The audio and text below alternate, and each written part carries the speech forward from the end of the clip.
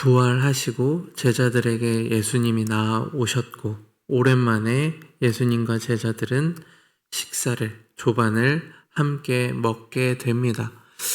식사를 다 마치시고 예수님께서 말씀을 하시는데 참 유명한 말씀을 하시죠. 베드로를 콕 집어서 물어보십니다. 요한의 아들 시몬아, 네가 이 사람들보다 네가 나를 사랑하느냐라고 물어보십니다. 지금까지 보아왔던 성경 속에 베드로의 성격을 미루어 짐작하면 굉장히 담대하게 대답할 것도 같습니다. 맞습니다, 주님. 저는 여기 있는 그 누구보다 주님을 사랑합니다. 라고 얘기할 것도 같은데 베드로는 조금은 숙연해진 자세로 주님께서 모든 것을 아십니다. 그리고 내가 주님을 사랑합니다. 라고 대답합니다. 누구와 비교하기보다는 그렇습니다. 주님께서 아십니다. 라고 대답을 하죠. 두 번째로 물으십니다. 요한의 아들 시몬아, 네가 나를 사랑하느냐? 그랬더니 내가 주님을 사랑한다고 또 대답을 합니다.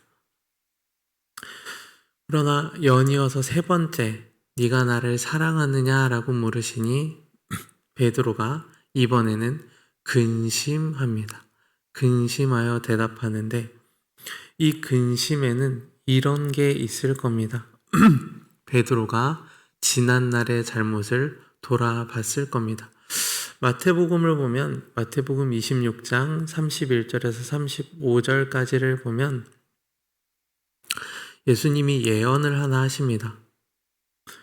모두가 잡히시던 날 밤에 오늘 밤에 너희들 모두가 나를 버릴 것이다 라고 얘기를 했어요. 그랬더니 베드로는 담대하게 대답했습니다.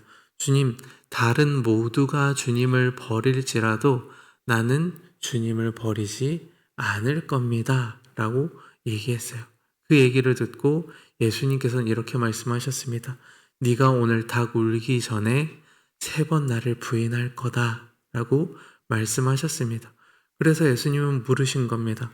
그 자리에 7명의 제자가 있었거든요. 모두가 나를 버릴 것이다 했을 때 다 버릴지라도 너는 나를 버리지 않을 거라고 했었다. 너는 여전히 여기 있는 모든 이 사람들보다 나를 더 사랑하느냐라고 물으신 겁니다.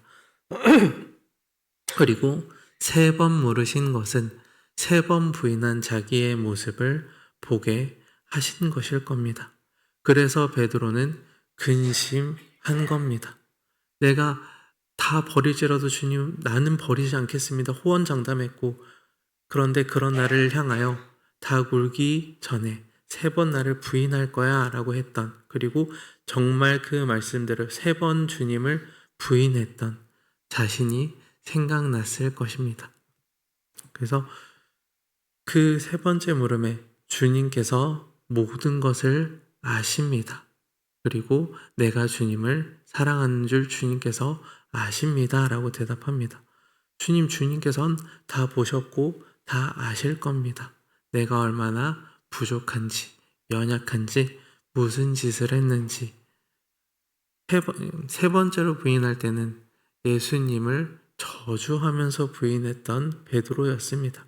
그 모습이 다 생각났을 겁니다.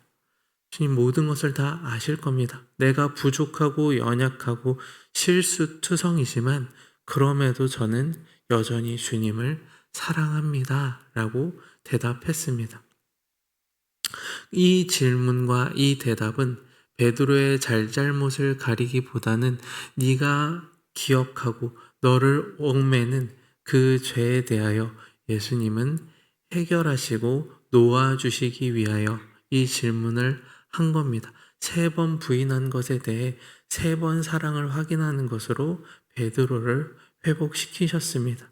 그래서 그 사랑하느냐는 질문을 하고 베드로가 대답을 할 때마다 내 양을 먹여라, 내 양을 쳐라 라고 사명도 주십니다. 이 모든 질의응답이 끝난 다음에 너는 나를 따르라 라고 처음 베드로를 부르셨던 것처럼 넌 나를 다시 따르라라고 명령하십니다. 참 여기까지만 보면 참 아름다운 그림입니다. 그런데 사람은 참 잘 변하지 않는 것 같습니다. 성경을 보면 베드로가 참 대답은 잘해요. 대답은 호기롭게 잘하는데 그 뒤에 꼭 욕을 먹는 그런 경험들을 성경 곳곳에서 발견하곤 하는데, 예수님께서 제자들한테 순한 예고를 하시거든요. 내가 나중에 제사장들에게 끌려가서 죽게 될 것이다 라고 했을 때 베드로는 이렇게 대답했어요. 주님, 그 일이 주님께는 절대 미치지 않겠습니다. 내가 어떻게든 막을 겁니다 라고 얘기했을 때 그 자체만 보면 굉장히 칭찬받을 만한 일이고, 다른 제자들보다 네가 나를 더 생각하는구나 싶지만 예수님의 대답은 그거였습니다. 사단아, 내 뒤로 물러가라 였습니다. 호기롭게 대답하고 욕을 먹는 그런 베드로의 모습을 볼 수 있는데, 오늘 베드로도 주님, 제가 주님을 사랑합니다. 그렇구나. 넌 날 따르라 라고 했는데, 거기서 베드로는 또 예수님께 질문을 합니다. 가만히 보니 거기 있는 예수님께서 사랑하시는 제자 요한복음을 기록한 요한이 보였습니다. 예수님께서 그렇게 말씀하셨거든요. 나를 따르라 라고 하신 다음에, 젊어서는 네가 스스로 띠띠고 네 마음대로 다녔는데 네가 늙어서는 다른 사람들이 너를 띠띠우고 너를 원하지 않는 곳으로 데려갈 것이다.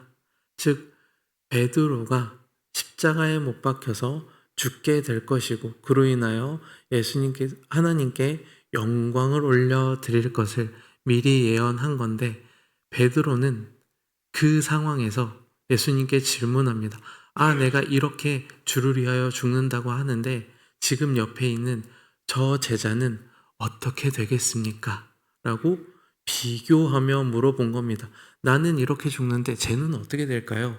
라고 물어봅니다. 굳이 안 물어봐도 그냥 입 다물고 있었으면 훈훈하게 끝났을 이 장면에 필요 없는 질문을 하고, 예수님께서는 그렇게 대답하십니다. 무슨 상관이냐? 너는 나를 따라라 라고 대답하십니다. 내가 너를 회복했고 내가 너에게 사명을 주어 나를 따르라고. 너는 네 인생이 있고 너에게 허락한 네 길이 있어서 내가 너에게 허락한 그 길을 가라고 명령했는데, 다른 사람이 어떤 길을 어떻게 가든 무슨 삶을 살든 그게 너와 무슨 상관이 있느냐라고 물어보십니다. 베드로에게 그저 너는 나를 따르면 될 일이다 라고 말씀하신 것이죠. 여러분, 우리도 신앙생활을 하다 보면 신앙생활을 잘 하다가 꼭 넘어지는 포인트가 뭐냐면 옆을 둘러보면 넘어집니다. 그렇죠. 내가 기도를 잘 하고 있어요. 5년이든 10년이든 기도를 잘 해오고 있습니다. 근데 옆을 둘러봐요. 이 사람은 5년도 아니고 3년 기도했는데 응답을 받았대요. 그러면 주님 왜 난 안 해줘요? 쟤는 응답을 해주셨는데 라는 식으로 다른 사람과 비교하게 됩니다. 베드로도 그런 거죠. 나는 이렇게 산다고 하는데 쟤는 어떻게 될까요? 그 질문에 대해 예수님은 무슨 상관이냐 나를 따르라 라고 하십니다. 오늘 우리도 마찬가지입니다. 다른 사람은 어떻게 사나? 다른 사람은 얼마나 기도하고 얼마나 열심히 신앙생활하고 얼마나 예배 나오나? 그것들을 바라보면서 주님, 쟤는요? 다른 사람은 어떨까요? 라고 물어보고 비교하면서 그보다 내가 좀 더 나아 보이면 으쓱하고 그보다 내가 조금 더 못해 보이면 시험되는 그런 우리의 모습들을 발견하곤 합니다. 그러나 여러분, 다른 사람이 어떤 길을 걷고 어떤 과정을 거치고 어떻게 주님을 위해 살고 있든 우리와 무슨 상관이 있습니까? 주님께서 우리에게 허락하신 우리의 길이 있습니다. 내 길이 조금 어려워 보이기도 할 거고 다른 사람에 비해 쉬워 보이기도 할 겁니다. 저도 목사로 살면서 많은 부목사님들과 대화도 하고 통화도 하고 정보도 얻고 그렇습니다. 근데 그러다 보면 이 교회는 정말 힘들구나 라는 싶은 교회도 있어요. 그리고 이 교회는 조금 어떻게 보면 부교육자들을 좀 잘해주기도 하고 성도들 좋구나 이런 생각이 들기도 하고 그런 여러 가지 비교들을 하게 됩니다. 근데 그렇다고 해서 저에게 동일로 교회가 하나님이 주신 최고의 사역지라고 하는 것은 변함이 없습니다. 주님께서 나에게 허락하신 내 교회고 내 길이고 제게 주신 부서고 성도들입니다. 다른 분들이 어떻게 사역하든 그건 응원하고 기도할 일이지 비교하고 좌절하거나 으쓱할 일은 아닌 겁니다. 여러분들의 삶도 마찬가지죠. 다른 사람들은 이렇다는데, 다른 사람들은 저렇다는데, 그럴 게 아닙니다. 주님께서 나에게 허락하신 사람들, 나에게 주신 상황들, 나에게 주신 교회, 이 안에서 우리는 우리만의 충성과 헌신과 주를 따르며 살아가면 그걸로 됩니다. 비교하지 않고 주님이 주신 그 길을 묵묵히 따르는 우리들이 될 수 있었으면 좋겠습니다. 혹시 우리 안에 주님, 나는 왜 이래요? 라는 마음이 있거든 그 마음을 지워낼 수 있었으면 좋겠습니다.